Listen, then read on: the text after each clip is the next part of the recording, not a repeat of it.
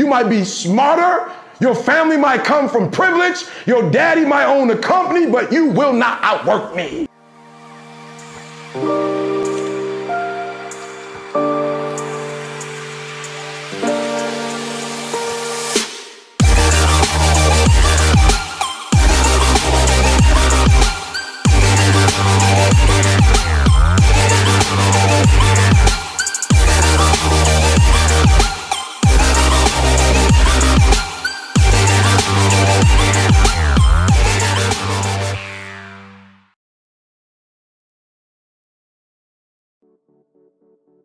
Welcome to another dynamic episode of Eliot Kelly TV. I have with me my brother in Christ.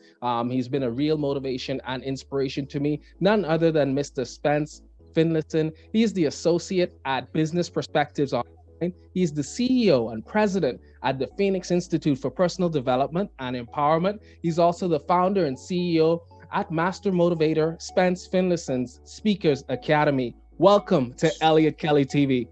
Thank you, my brother. I appreciate you, Eliot Kelly. Thank you for the opportunity. Great. And we've had you on the show before, so you're not new here, are you? Yes, I remember that. I was on with Kadar. Yeah, yes. Exactly. Kadar, I think he was on. I remember Kadar because his father and I are good friends. As a matter of fact, we went to see Les Brown together many years ago when Les appeared in Fort Lauderdale. This is a lot of years ago, but Kadar was just coming up then. He was a young boy. Of course, shout out to our boy Kadar out there, and obviously shout out to Mr. Les Brown. You have quite an affiliation with Les Brown. Obviously, you've worked with him. You've been inspired by him, and he's inspired by you reciprocally. Tell us, while we're talking about motivation, tell us about your work with Les. Well, you know, I first met Les. I was speaking at a group that brought me into the business about 33 years ago in Phoenix, Arizona. And I got up to speak and everybody said, "Hey man, you sound like Les Brown. You sound like you're not Les Brown." And I said, "No, I'm not Les Brown." At the time, I knew Les' name just a little bit because he comes from Overtown in Miami. So I decided I have to find Les Brown because everybody keeps saying I sound like him. And I used to have a full beard at the time too, so we had a beard kind of look. And I hooked up with him and I did some work with him in the US. And whenever he came to Nassau, he would come a lot of times with Dr. Miles Monroe and BFM to do things. And then he would call me. The last time he came, the last time we hung out, he did a presentation for AT&T at the Atlantis, a private session. And he asked me to come over and sit up front and I watch it. But we've been back and forth for years. He's had his challenges. Health challenges and everything else, but he still continues to go. One of the things he told me, when he was here, I let him listen to one of my cassettes. I'm driving in my car and I put it in. He says, man, you good on this, man.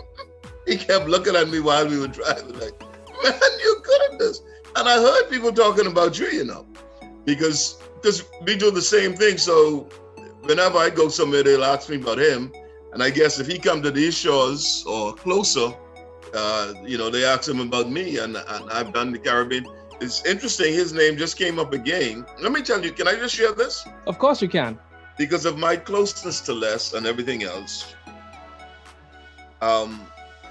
something happened that made me realize, Brother Kelly, the ballpark that I was playing in, the league that I was in. The Barbados Hotel and Tourism Association was looking for a motivational speaker to be their keynote speaker at a big meeting they were having in Barbados. So I was not at that meeting, but this is what I heard after I spoke in Barbados. I asked them, I said, they said, man, you were so good. Oh, you were good. And come to think of it, you were not, our first choice. I said, what? No. He says, no, we wanted Les Brown. But Les Brown wanted $34,000 to come and speak. And said there was a Jamaican man on the board in the room who says, man, there's a guy better than Les Brown. And he's a Caribbean man. He's a Bahamian.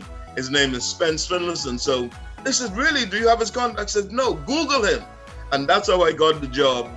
All I got was a little in the email subject line, speaking engagement in Barbados.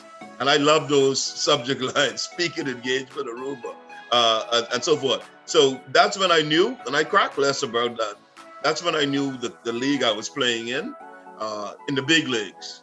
Of course, I didn't charge anywhere near $34,000. I did a seminar in St. Martin, and there was a lady from Rotary who attended, and she ended up moving to Dubai. So Les came to Dubai to do something, and she automatically mentioned my name to him, and they had a conversation. So I'm on target to go to Dubai myself to do a presentation. This COVID thing just have us on hold. As a matter of fact, COVID has got a lot of my programs on hold. The ones I'm supposed to do the international conferences, they've just been postponed to 2021 and beyond. But you know, we, as a motivator, you know how to deal with these kind of situations. You don't let it throw you, you know. And always remember that this too shall pass. It's not gonna be with you forever. There's an innocuous phrase in the Bible that says, "And it came to pass." I'm here to tell you today that whatever you're going through, whatever challenge you're facing, it didn't come to stay. It came to pass. There's a song that says that trouble don't last always. It believe you. So that's how I live my life on a daily basis. As a matter of fact, Eliot, I did a program for an attorney in his firm, customer service, leadership, the whole works. And he said to me when we were finished, he said, "But Spence, Brother Finlayson, I see you all the time. You always have a smile on your face and you're moving through. I never would have known that your wife is going through what she's going through." He found out from somebody else, and he said, "It can't be this man because he don't show. But this is how you live. You just keep moving and so forth." So I'm honored to be here with you, Eliot. And when I say your name, I think of Eliot Ness and the Untouchables. Yes. You're too young to know about that program, though. I know about the Untouchables. You know about the Untouchables? Huh? I know about the Untouchables. I may not be untouchable, but I believe I'm unstoppable. Okay, that's a good thing. You know, that was one of my favorite movies. Sean Connery was in that movie. He was. Many people don't know that. And I had a chance. I'll tell you, I'm kind of bold like you, Eliot. I'm a bold kind of fellow. For my Dare to Be Great TV show, I found out that Sean Connery lived in Life Key from time to time in the Bahamas. So I wanted him to be a guest on my TV show. So how do you reach Sean Connery, right? Luckily, Life Key was my first job out of high school in 1973. I was working there as a front desk clerk. And a lady told me, said, "You know, he lives here, he comes to pick up his mail. If you write a letter, I will make sure it gets in his mailbox." So it was a stretch, right? And I wrote it out, and I drove to Life Key myself to deliver that. I ain't putting nobody else's hand. Put it in the hand, and I watched him put it in his mailbox. 2 days later, Eliot, I checked my answering machine, and there was a message from Sean Connery. It said, "This is Sean Connery. I received your invitation for Dare to Be Great, but I'm not feeling well right now." He says, "But I wish you the best of success." Sean Connery, man. Of course. You know what I learned from that, Eliot? That's how these people are able to be successful, because they respond. I had a similar experience with Bill Gates. I had a bookstore here in Nassau many years ago, and I sold motivational books, inspirational books, CDs, and stuff like that. Les Brown material, Brian Tracy, Tony Robbins, the whole works, my stuff too. And I had this great idea of inviting Bill Gates to my bookstore to do a book signing of his book at the time called The Road Ahead. Now, so I called out to Redmond, Washington, Microsoft headquarters. An African-American girl answered the phone, and I said, "I'd like to speak to Bill Gates." I don't know how else to do it. That's the best way. That's all I had to say. And she sort of had an attitude like, "You know who you calling for?" Like, "Who?" She said, "Who?" I said, "Yeah, I'd like to speak to Bill Gates." So she said, "One moment," right? And then the next voice I heard was a white man. And I explained to him what I wanted. He said, "Okay, we'll see what we can do." 3 days later, I received a letter from Bill Gates saying that because of his schedule that's booked into years ahead, he can't honor my request to come to the Bahamas and do a book signing. Imagine that? Yeah. Huh? And that's how it works. Bishop T.D. Jakes. I wrote 15 televangelists. I had this other idea of doing a revival on Clifford Park, all right? T.D. Jakes was the only one who answered me. And he said, "I'm impressed with what you're doing, young man. Unfortunately, I can't make it. I'm booked into 2 whatever already. But this is how those people are successful. They respond, you respond, you respond. And that's what I've learned to do. You respond. You respond. Certainly. Yes. And to keep it within context of us talking about motivation, we know we run seminars, we do the workshops. What is the difference between the person who goes to the seminar and takes action and the person who goes to the seminar and doesn't do anything? Oh, there's a major difference. And there are a lot of people like that who don't do anything. As a matter of fact, sometimes, a number of times you're wrapping up and you're cleaning up and having the people move chairs and stuff. And you find a lot of the material right on the desk. They didn't take the material that you took the time out to prepare, that you thought was so good, so important. They didn't take the time out to do it. You know what I get a lot of times wherever I speak in the same motivation thing? People come up to me, Eliot, and say, oh man, I want to be a motivational speaker. And that's it. No follow-up. They don't do anything else. They don't do nothing. Yeah. And no, they just think it's just going to happen. I've seen so many people, and then they get discouraged. The first sign of a setback, they get discouraged and they stop. This is my 34th year doing this. All right, and this is a gift from God. I didn't study this, Eliot. I studied hotel management. And the Bible says your gift shall make room for you and bring you into the presence of great men and women. And my gift has certainly done that for me. But I work on my craft constantly. And you know, when people see you working for yourself, they assume you just have a lot of free time. You can do whatever you want to do. Yeah. I work harder working for myself than when I worked at Batelco before I started this. All right. Because I'm always thinking of something to do. I'm always planning. I'm always strategizing. I'm always trying to find another way to market. I have to stay relevant. All these things, you're constantly doing it. So you don't have the time to say, boy, it's 5 o'clock. That's it. No. And I love to do what I'm doing because this is not work. You know, someone once said, find something that you love to do and you'll never have to work a day in your life again because your work then becomes play. This is play for me. This isn't work. My father was a carpenter. He worked hard. He worked on a roof, doing a roof at 3 o'clock in the evening in the hot sun. Now, that's hard work. Yeah. And I was doing a roof with him one time, and he was, you know, those old men were impatient. My father was from Mangrove Key, Andros, and he was impatient, and he told me to do something, and I didn't do it right away. And I was on that roof on a Sunday, 3 o'clock. I can remember that. And I said, I don't think that's what I want to do. I don't want to do this in life. And thank God, God blessed me with a gift that keeps on going, you know. But the motivation is so important. You have to be a self-starter. You know, you have to march into hell for a heavenly cause. You know, you have to, don't take the rejection personally. You know, they're not rejecting you, they're rejecting what you're offering. It's nothing to do with you. All right. And constantly get back up and get in the race.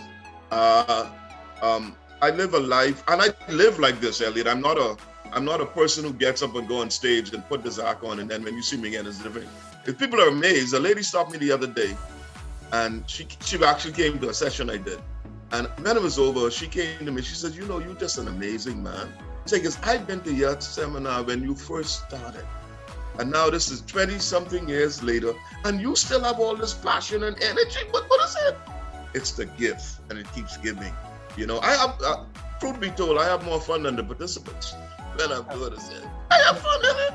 I have fun. I have fun. I just did a Zoom session for the Bahamas Immigration Department in Grand Bahama, Bimini, Great Harbor Key, and the others, because I did all at Nassau before COVID came. Okay. And I had 2 days with them, and I was having a ball. When I was finished, I had a ball. And so they said, yeah, I just had a ball. Just having fun. I was having fun, and they were amazed that I could call people's name, and they said, you know everybody, because someone in that room says, that's your brother or cousin? That's my brother. How you know? Well, you know. And then I could tell which island you're from and stuff like that. I think we may be cousins, Spence. I don't know. We may be cousins. Maybe. Maybe you just maybe because we kind of look alike. I mean, you're wearing red. I'm wearing red. But you know, I like family. So I look at family. I really like family. Family means a lot. You know, some people, and I like people, Eliot. That's why what I do works for me. Yeah. I like people. So you can find me to talk to me anytime. You know, I'm not put off, and I'm not. I remember when I started, and a school called me, A.F. Adley, for the teachers. And they said, we want you, because we spoke to another motivational speaker here in the Bahamas, and he said, you don't speak to less than 50 people. And say, but we only got like 25 people. I said, I'm coming, 25 people. This is what I do. This is what I do. And you know, I learned like that. I remember the first time I went to Cayman, and I worked and you're familiar with this. I worked a deal with the hotel. They send their people free, and I get to live free and everything else. So yeah, you know the exchange we do. I know the deal. You know the deal. So the first day, we call it in Instagram world a paid sponsorship. Oh, that's what we had another name for it. Okay. Paid sponsorship. Well, that's it. That's I like that. I like that. The first day I go into the room now, and there are 4 employees. This is the Cayman Islands, the Holiday Inn on the 7 Mile Beach Strip. 4 employees. My brother Eliot, I put on a show for them. And the lady stopped me. She says, "My God, you're carrying on like this 4,000 people." And the word spread. The next day, they couldn't hold people in the room.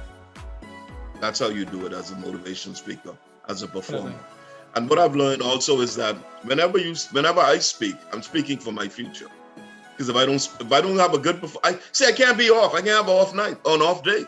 No. Because they say, "Oh man, that man Finlayson came here. He wasn't too impressive to me. I don't know what you're talking about." So I have to be on every single time. I have to bring my A game every single time.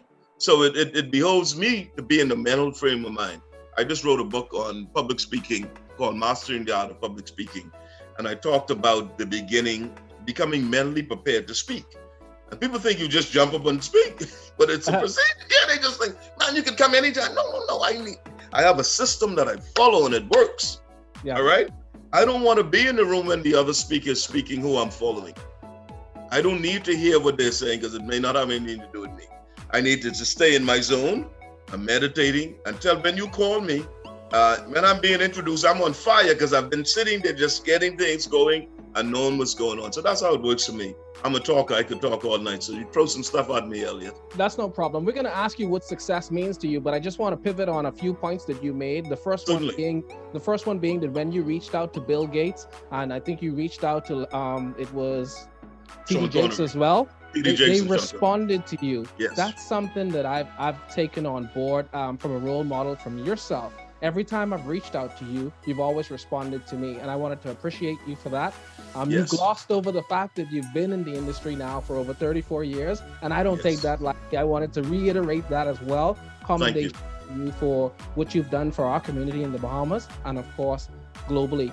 I think it's imperative that anybody who wants to aspire to leadership in the motivational speaking arena or any part of the personal development field, while you may not be able to say yes to every occasion, I think it is a sign of your level of competence and professionalism to respond to persons who inquire. Whether you spoke about a system, find a system for doing that. You may not be able to do it personally, but find a system for doing that. Thank you. Secondly, you spoke about the persons that don't take action. Sometimes I feel motivation is a personal decision. It's a decision that you've made probably before you've arrived to the seminar. What you bring to the seminar, that's what you're going to take away. That's what I find. The seminar doesn't normally give you any quote unquote new material. It's one author that says that they remind you of certain points. So yeah, definitely. Exactly. And part of my preparation or pre-preparation is I get on my knees and I speak to my creator. I speak to God and I ask God to speak through me. And 95 or 99% of the time, someone will come up to me and say, "My God, God must be sending you here," because that's exactly what I needed to hear. I was just getting ready to give up. You don't even know me. You come from a far place and you brought that word because I opened myself up to God to use me as a conduit. As a speaker, sometimes things fly out of your mouth and you say, "Where did that come from?" I wasn't planning to say that, but that's God coming through. And a lot of people tell me when they've come out of one of my seminars, they feel like they've been to a revival. Yes. That's the atmosphere that I create. Because you can't really motivate anybody. You create the atmosphere. Yeah, you create the atmosphere. And I try to whip it up, into a great positive frenzy. Sure. What does success mean to you, Spence? I love that question because success means different things to different people. And a lot of people are When I first started, I'm going to answer that in this way. When I first started, and I remember this now, people used to say, "Oh, he can't motivate me. I just stopped coming up." I didn't have the material things that people think that you need. I didn't have those things, and then they would look at someone with material wealth and say, "Oh, yeah, he can motivate me." Anyway, it doesn't work that way. It doesn't work that way. A child can motivate you. Okay, yeah. I had an experience with a Junza here in Nassau. He was washing my car, and I was sharing the situation I was dealing with.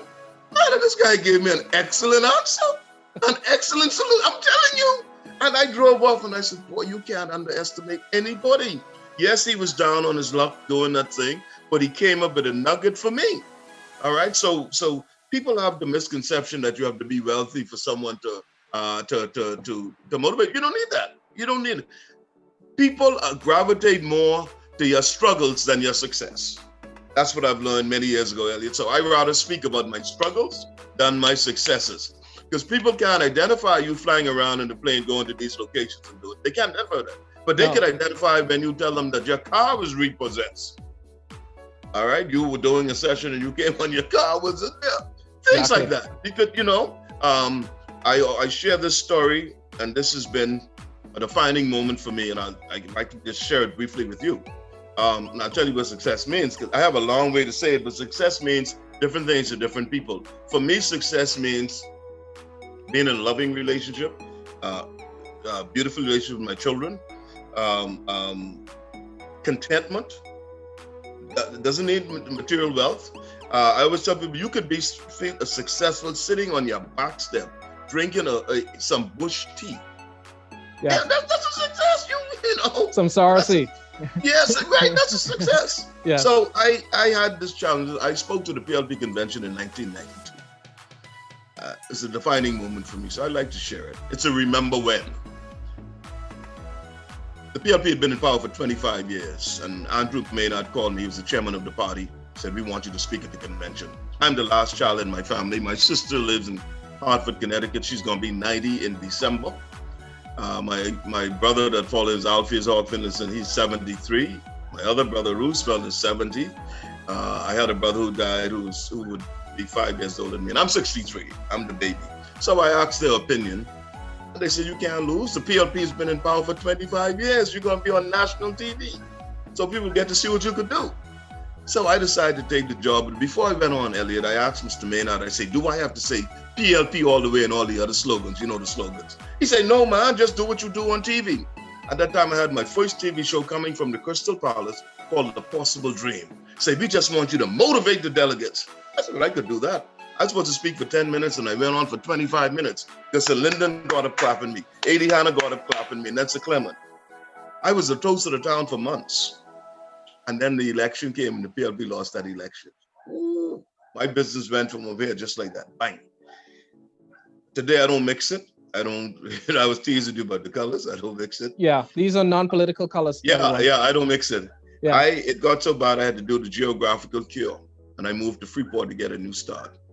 But so after 9 months, I left Freeport and moved to Cayman. That's how I got to Cayman.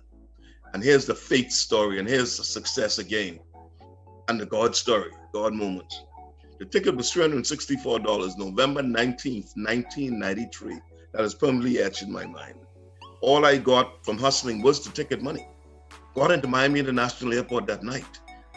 And panic hit me, waiting to go to Cayman. I says, "What if I have to pay the departure tax from Miami to Cayman? I'm going to be in trouble. I have no money. No money." Now, my old man was from Mangrove Key, like I told you, and the best advice he gave me, he said, "Son, buy good clothes because you never know when you could be out of a job." So I was dressed sharp, but you never think that it was me needing that information. So I struck up a conversation with the ticket agent from American, and we talk about everything under the sun until it came around to the departure tax. And she said, "No, it's already included in your ticket." And I turned around and I said, "Thank you, Jesus." Now, she didn't know I was asking for me because I talk about everything. Now, here's the God thing. I'm going to a place I've never been before. I have no money, and I know one person who I've not seen in 18 years. Guy I went to the hotel training college with right here. When I landed that night at Owen Roberts International Airport, I looked at the 707 American Airlines jet, and I said, "If my boy Roland Jackson doesn't show up, I have to go back on this plane because I don't know anyone. I have no money." Customs and immigration people keep looking at me. Why is this man still in the hall? And my friend was the last person to show up. And he came with a big smile, took me to the airport hotel, paid my bill for 2 weeks. I did my first seminar and came in at the Hyatt Regency Resort. They were doing a movie at the time called The Firm with Tom Cruise and Gene Hackman. They were in that part filming, Elliot, and I was in the other part. 100 people came out that night to hear me speak who did not know me from Adam.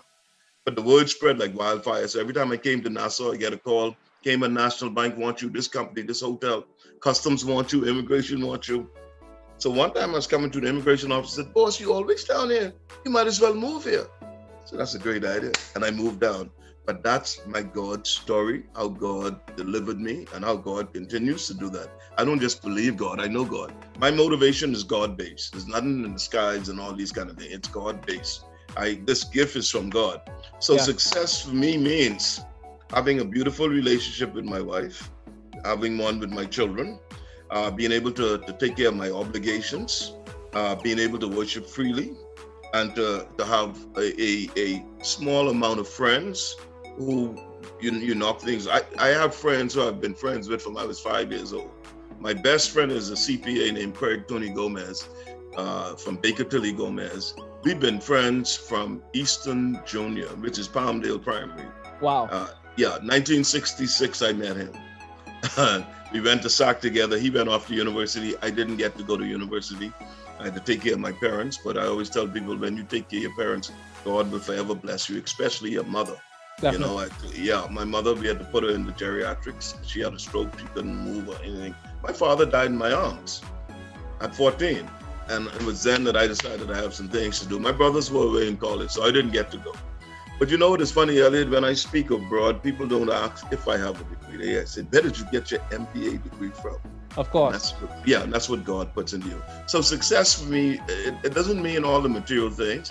Success for me means being able to take a trip now and again to see the Temptations, my favorite group, some kind of entertainment. Or go to see my Minnesota Vikings. That's success for me, and that's not a big deal. That's not a big deal. So I try to stay, because God delivered me many years ago, I try to stay on an even keel. It's almost like the If, that poem, If. I treat success and failure, those two imposters, the same way. Of course. And that's right. Yeah, so that's what it is to me. If from Kipling, If. I treat the two the same. I don't get too worked up over. It don't get too high and it don't get too low. Exactly. Things could change very quickly.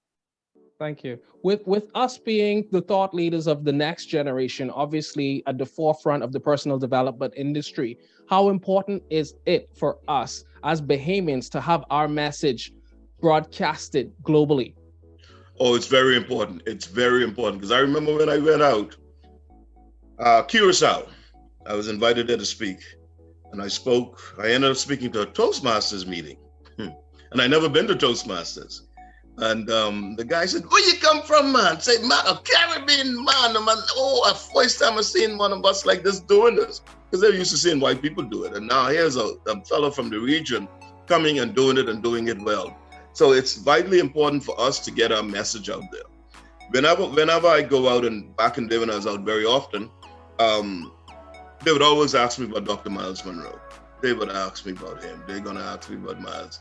I mean, the minute I mentioned I'm from the Bahamas, matter of fact, a lady in Cayman, when I was finished speaking to a conference, she says, glad to meet you, Pastor Miles. I said, no. Pastor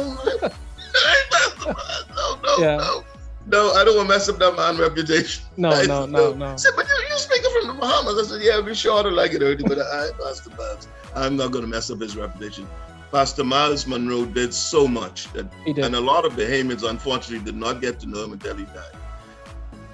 They found out about him. I mean, because I remember in the same trip to Curacao, they were impressed with me, so they took me to a gospel concert on the park.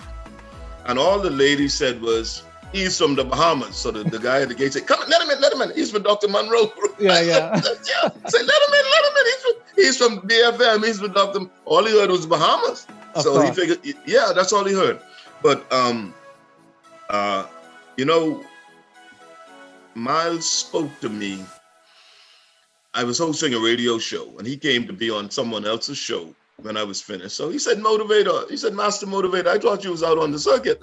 So I said, no, man, I don't have a plane like you. I mean, I only could go when they sent my ticket and everything. So we had a big joke on that, right? Yes. So he said, because he always told me, whenever he saw me, he said, I'm very proud of you. He'd always say that, right? So he says, I want you to go with me to Africa. Would you go? And I'm like to myself, is this a trick question, right? So I said, yeah, man, yeah. So he said, okay, we can get together soon. Miles left that studio. 2 weeks later, Eliot Kelly, he was a dead man. And it's ironic because I was doing a seminar in Freeport over at the Pelican Bay Hotel. Their event was going to be at the Grand Lucayan. I ended up going to do my own, and they took me to see the crash site. And a couple of people, but it was just, I just couldn't believe that. I said, oh my God, you know, they were calling me, said they think it's him. This is when the plane first crashed. And I'm saying, oh man, I just, you know, and so he's been a awesome man, and he's obviously very gifted because I know all of his family. He's definitely paved the way for so many of us. He's paved the way. He's paved the way. Yes. So it's important for us to be out there. Somebody needs to be out there, because one of the things that people are amazed at when they hear Bahamas, they think all we do is party, you know. Yes. Because that's the impression. One constant, 24/7 party. one guy in Phoenix, he said, "You're motivated." He said, "But who do you motivate in the Bahamas? Y'all only party. you motivate them to party." And I said, "No, but there's another side of this country. Exactly. You know, we do serious business. We do serious stuff." So but it's important that people like yourself be out there waving the flag. Yeah. And I'm a proud Bahamian. 242 to the world. Yeah, man. And I never change up like Miles. I never change up. I didn't try to put on an accent here and this and that. No, straight Bahamian. Straight Bahamian, right? It came when I was doing something. They said, "Well, you're Bahamian now. You ought to say boy." Right? Exactly, boy. You don't do the R. Yeah. You don't roll the R.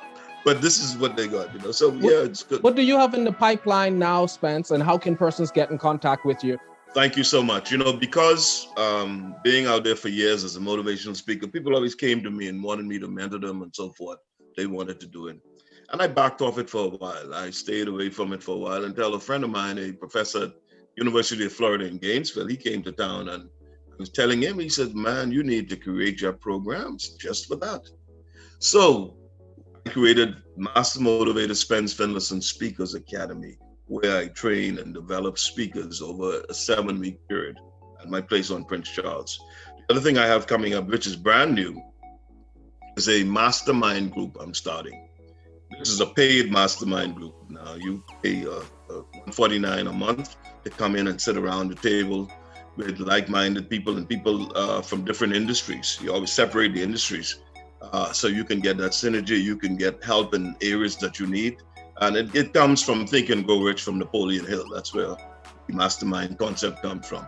So that's my latest thing. I've had a couple of people call to register for that. We're kicking that off shortly. And because of COVID, my public speaking class is now online. And I feel very proud of that because I did the actual videos, went to my place, taped the videos. There's nothing you just click like that. It's you get me doing my thing, all right? Pure content. Full content. And I had a gentleman from Trinidad who registered already. And he remembers me from speaking in Trinidad to a conference down there. And he said he always wanted something from me, and he couldn't come all the way to Bahamas just to sit in for public speaking, but it's online now, so he's taking advantage of that. Yeah. And Eliot, to answer that, I never stop. You don't stop doing, and like people would ask me, because I started off with TV to introduce myself as a motivational speaker. But they assume you do TV, radio. Yeah, that's what your job is. Like someone said, "You're not on the radio anymore. You need to get on another station." That's just to assist with what I'm doing. That's not my main thing, you know. So constantly looking for new ways and to do stuff, and constantly being excited about it. Like I said, this is my 34th year. I haven't lost the passion. I'm gonna leave you with this. A number of years I've been playing, liken it to basketball now.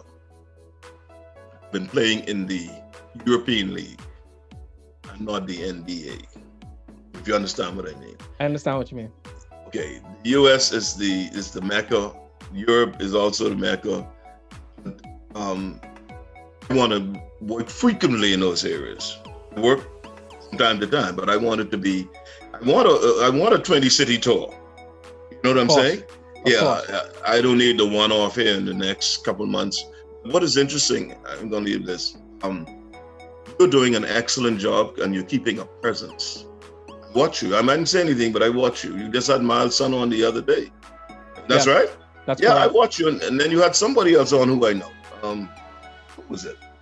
Somebody I know. And I flashed. But keep the presence.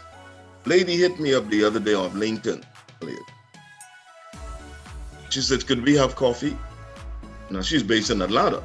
So I'm thinking now, because you get all sorts of things coming across, so you don't know what Yes, we do. Right? Sliding in our DMs. That's correct. Right. So I said, let me just be courteous anyhow. I said, sure, we could do coffee, but I'm based in the Bahamas. She said, oh, that's not a problem. I'm going to send you a Zoom link and we can talk. So she sent it. And we started talking. The lady said she's been following me for 3 years. You know, all my videos, all my stuff. She wants me to come to Atlanta to do a training for, she's in real estate. Okay. A real estate company. They do training to the staff.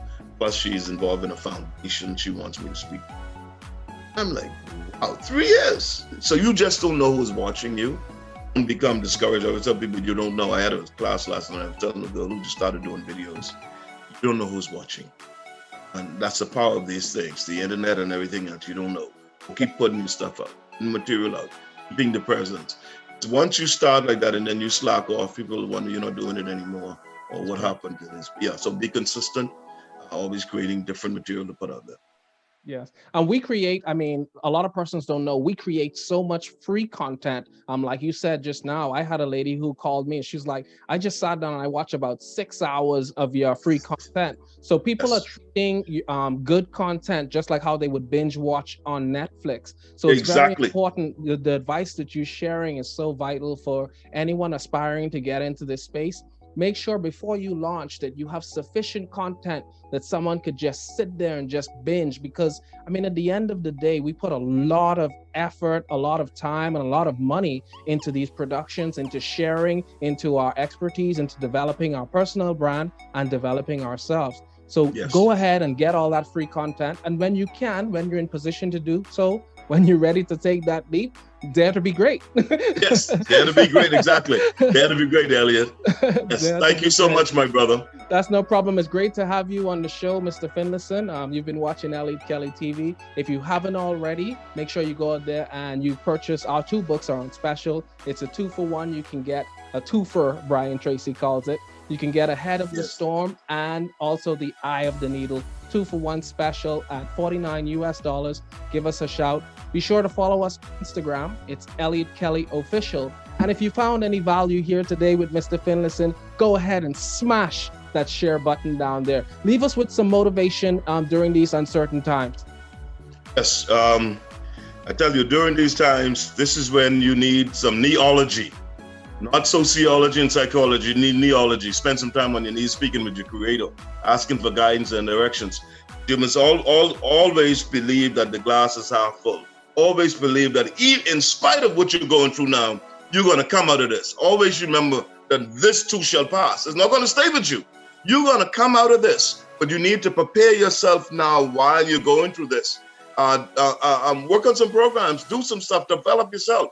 Education is an ongoing process that never ends. What you achieve in this life is directly tied to what you have in your minds. So develop yourselves, continue to work on yourselves during this time. And this is not going to last. It's not going to be here forever. And as long as it is here, you will have to learn how to live with it. Live with it to peacefully coexist with this pandemic. Don't lose hope. I want you to know that you're greater than you think you are, and your life is truly full of unlimited possibilities. Believe in yourselves and believe in your dreams and believe in the power greater than yourself, and then let go and let God have his way in your life. God bless you as you live your best life now. Thank you for watching Eliot Kelly TV with Spence Finlayson. We normally end out with never lose your passion. Today we're going to say, dare to be great. Dare to be great. See you at the top. See you at the top.